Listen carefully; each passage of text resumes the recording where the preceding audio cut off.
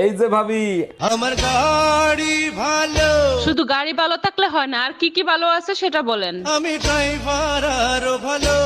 ভালো ড্রাইভার সবাই, ইঞ্জিন ঠিক আছে কিনা সেটা বলেন। ওরে কে কোথায় আছিস, আবার একটু বিষ দে, খাইয়া মরিয়া যাই। কি ব্যাপার, পেপার পড়ে এত হাসতিছো কেন? পেপারেও কি আজকাল কমেডি ছাপায় নাকি? সেই রকমই অবস্থা, পেপারে আমার রাশিফল পড়তেছি, আমি নাকি 1 মাসের ভিতরে বাপ হব। 1 মিনিট দাঁড়াও, পাশের বাড়ির টুম্পা ভাবি ফোন দিছে। হ্যালো ভাবি, একটা গুড নিউজ আছে, সামনের মাসের 15 তারিখ আমার delivery. Bye bye, tata. Arun ভাই, আমাকে দিয়ে মনে হয় জীবনে কিছুই হবে না, আপনি আমার একটা হেল্প করতে পারবেন? আরে ভাবি, আমি তো সবসময় অপেক্ষায় থাকি আপনাকে কখন হেল্প করতে পারবো। আমি জীবনে বড় কিছু করতে চাই, আপনি আমাকে একটু সাহায্য করবেন? এক্ষুনি করে দিচ্ছি, আপনি শুধু হাত লাগান, দেখবেন অটোমেটিক বড় হয়ে গেছে। গজব বেইজ্জতি। এই কই তুমি? আমি এসব কি শুনতেছি তোমার নামে? আমি কি করে জানবো তুমি আমার নামে কি শুনছো? বিয়ের পরে আজ পর্যন্ত তুমি আমার কোনো কথা শুনছো? আজকে একটা কথা বলি, তোমার সাথে কথা বলতে আমার রুচিতে বাদে। তারপরও তো ঘরের সব কাজ বাজ ফেলায় তুই আমার সাথে কথা বলতে এসো, তোমার লজ্জা করে না? গজব বেইজ্জতি। এই, আমার ব্যাগের ভিতর শেয়ার মার্কেটের টাকা রাখা ছিল, সে টাকা কোথায়? সব টাকা পানিতে ভাসায় রাখছি, বাথরুমে গিয়ে দেখো। গাধা কি গায়ে লেখা থাকে? তুই টাকা পানিতে ভিজাইছিস কেন? তুমি তো বলো শেয়ার মার্কেটের টাকা ডুবে যাওয়ার সম্ভাবনা আছে, তাই সাঁতার শিখাচ্ছি। আমি इसका पति है। তোর বয়স কত রে? 16। কি বললি? হ্যাঁ 16।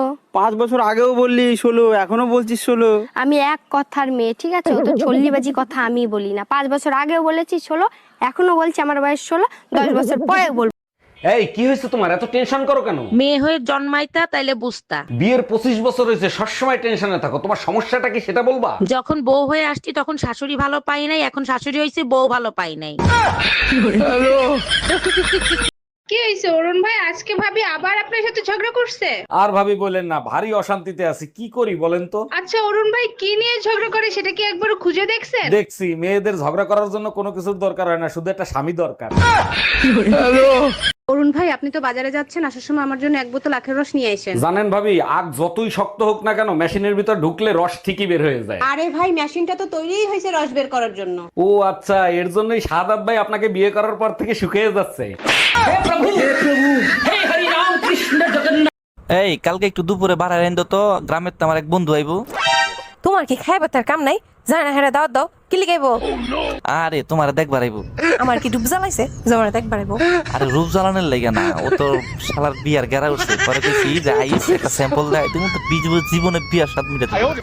কি আমি স্যাম্পল?